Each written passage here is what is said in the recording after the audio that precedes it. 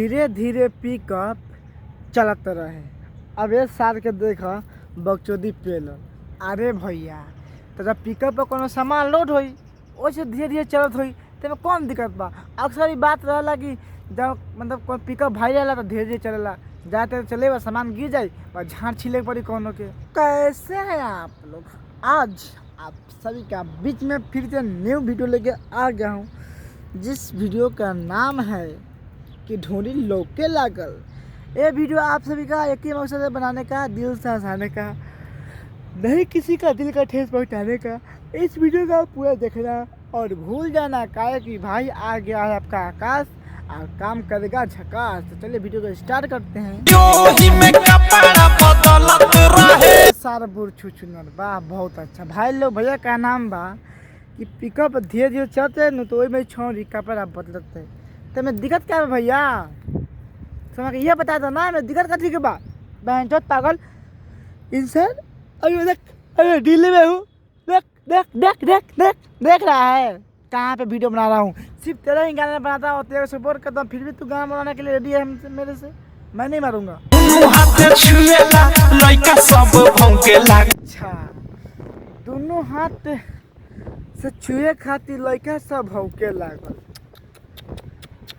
ए भैया जी मैंने क्या चाहता रहा कि भौजी अपन खोल कर दोनों लेकर छुआ दो दोनों हाथे, बस मिस के दूध निकाल दिया सब, बस कोनो पीबे ना करी। ये गलत बात बा। अरे फोंको तो कोनो बात ना, तू आए बोला क्या कहे के चाहता रहा। पीछे गांव में आइल रे ऑर्केस्ट्रा वाली का कहता रहा कि जब बीच गांव में आयल ऑर्केस्ट्रा वाली। अरे भैया ढील झाट में के खोदम तोर बिल तार कहे के मतलब का बा। आयल बीच में ऑर्केस्ट्रा तो का भाई भौजी दे दिलक का भौजी खोल दिलक का भौजी पिया दिलक तनी खोल के बतावा। सराव झांटी में कढिल आजाद हम करम तोर किल काहे कि हमार नाम है आकाश मिल भंसरी वाला। तेरा कहने का मतलब क्या है रे कातिया, क्या है तो क्या कहना चाह रहा है कि जब बीच गांव में आई है भौजी ऑर्केस्ट्रा वाली तो भौजी का ढोई लोकने लगा तो भौजी वाली इसमें कौन सा बात है यार। देख तो ध्यान से देख, ऐसे ही भौजी अपन ढोरी खोल के नाच रही है और ऐसे ही नाचती है, इसमें कोई दिक्कत नहीं है ना कोई गलत बात है। लेकिन अगर तू ज़्यादा बोलेगा तो पटक के झाड़ छील देंगे, फिर रोएगा ही नहीं ना रोएगा बताओ। अरे भैया जी अच्छा बात है, अगर अपने से ओनी हो गई तो गर्मी का दिन है, भाभी का गर्मी लगता होगा तो जब नाचे तो सिंपल सा बात है गर्मी लगबे कर, तो इसमें क्या दिक्कत है तुम्हारा। मतलब दिक्कत क्या यार बहन पागल कहीं का। मतलब सुन रहे हो कि अपने से अपन ओढ़नी हौके लगा। अरे भैया भस्ती वाला कोई बात नहीं, हौक आया तो हौकने दे कोई दिक्कत नहीं, लेकिन भौजी से प्यार कर। लाल पेड़ तक भौजी के पटा के पेल दो तारा बहनी के झाट छिलो।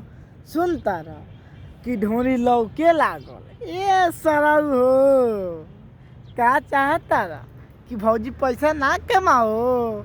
आजकल का फैशन बा ढोरी देखावल लहंगा उठावल, कहे कि आगल बा देवा ढोरी चाटे ना वैसे कोनो काम ना होता पूरी आटना।